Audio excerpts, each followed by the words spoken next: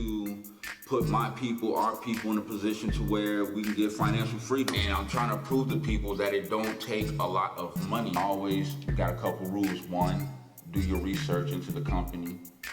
Two, buy low. Three, sell high. I got the kid into investing. I had my first kid at 18. Started a mutual fund from him.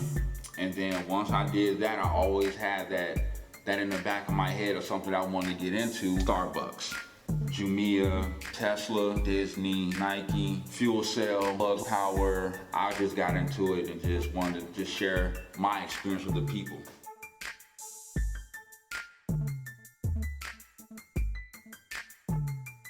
Guys, live from the home studio. How y'all guys doing out there? It's not very often that I do use this platform, but I'm going to go ahead and start utilizing a little bit more to give you guys a lot more content. Wolf on Wall Street, so whatever I just want to talk about, whatever the case may be, and upload that John up to the Squadcast.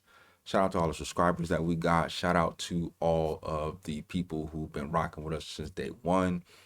Shout out to everybody that hit the like button and the notification. I definitely appreciate that. Shout out to all my Squadcast members and Junkyard Game members that's not in the building with me right now.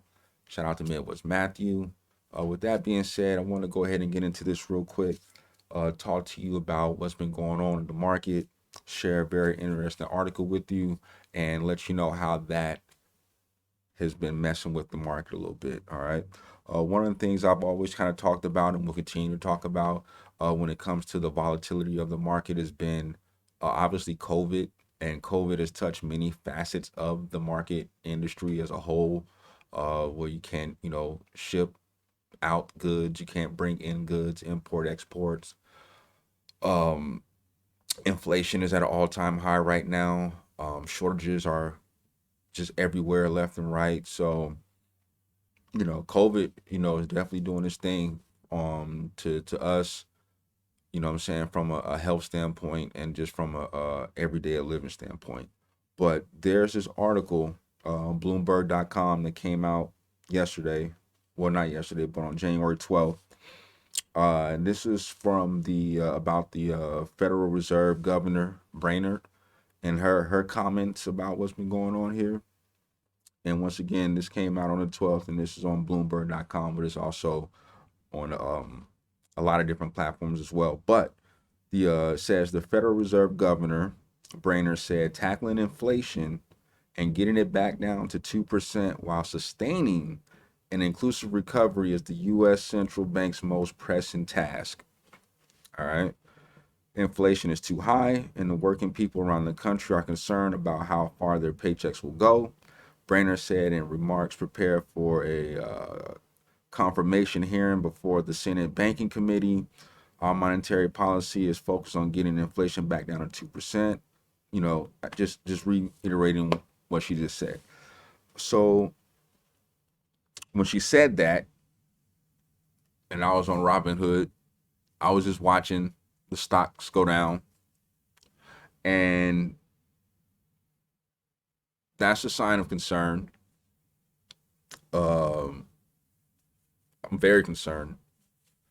But with that being said, that lets you know that quote unquote government is looking into inflation and trying to remedy it and whatnot, but big business overall has been suffering because they're limited on the number of goods they can give us. All right. So when it comes to the stock market, let me go ahead and get into this, John. You have your, go ahead and last price. Okay, so I'm going to run down my portfolio, and I'm going to let you know how this affects the stock market. All right. So I got Cisco, Ford, Twitter, Fuel Cell, Prague, Tesla, Apple, Nike, Microsoft, Oracle, Crowd, Morgan Stanley, Starbucks, Coin, and Coke. I did buy Coke. Coke is thriving. I've talked about that, and I'm going to continue to talk about that. Coke is thriving. All right. But obviously the market is closed today because today's Saturday, and then they're going to be closed on Monday because Martin Luther King Day, Black Power. So now is the time to take that information I just gave you, do your research, and then you can kind of see what place you want to get into. But based on what that article that I just read, how the government is trying to work on inflation, um, that's not going to just solve the market right away. You're still going to have your companies that are just suffering. Apple is down. They didn't have a great day. Nike is down. Oracle is down. Morgan Stanley, the banking institution as a whole, the financial sector, they're suffering. Um, Wells Fargo's stock price is 58.20. Bank of America, theirs is 47.90. You know, who else? Who else? Morgan Stanley. No. Where is he at? Where is he at? Yeah. JP Morgan.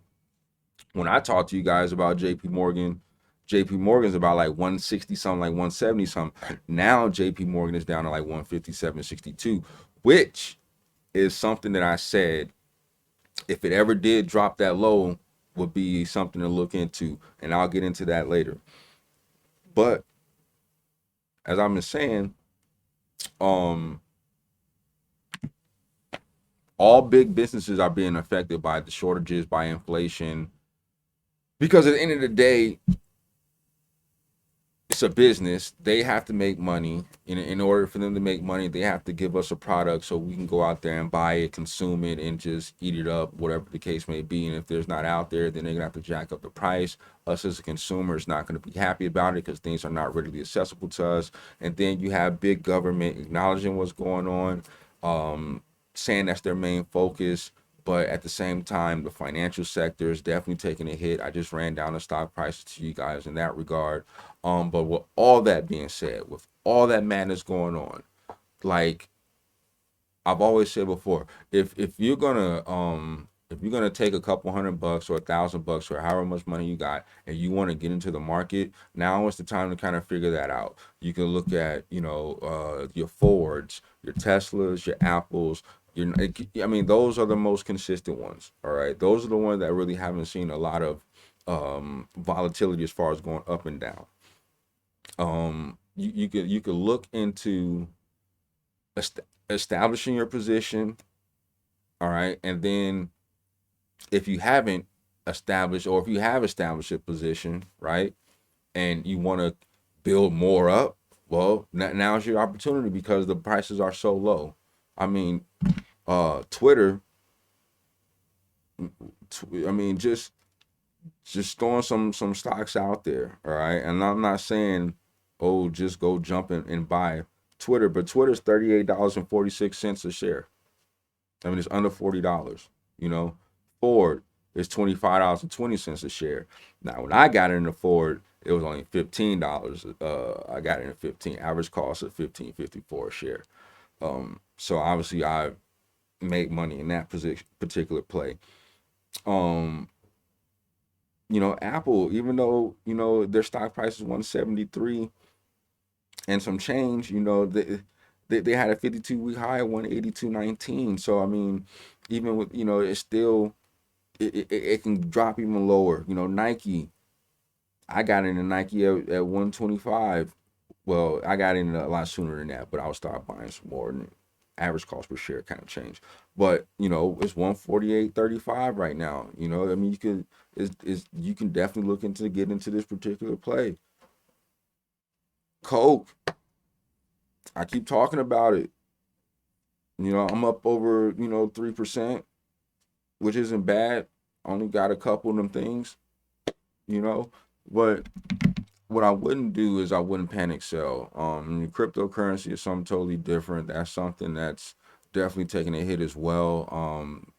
That's more volatile than what's been going on in the stock market. I can definitely tell you that much for sure. Bitcoin is suffering, Ethereum is suffering, Litecoin, all the coins, the meme coins, altcoins, like everything is down, and it's all due to the economy and what's going on. There's definitely, and not to mention, it's the first quarter of the new year. Got to see how these things play out. You got to see how these things play out. So with that being said, I hope you guys can take some of this information and do your research and go ahead and figure out what it is that you want to do as far as buying stocks or cryptocurrency, or take just, you know, chilling and seeing how further, you know, the volatility goes, or whatever the case may be. I mean, that's totally upon you. All I can do is just give you the information. At the end of the day, I'm no financial advisor, but you are the CEO of your own portfolio. Okay. So with that being said, you guys have a good one. Peace to the family.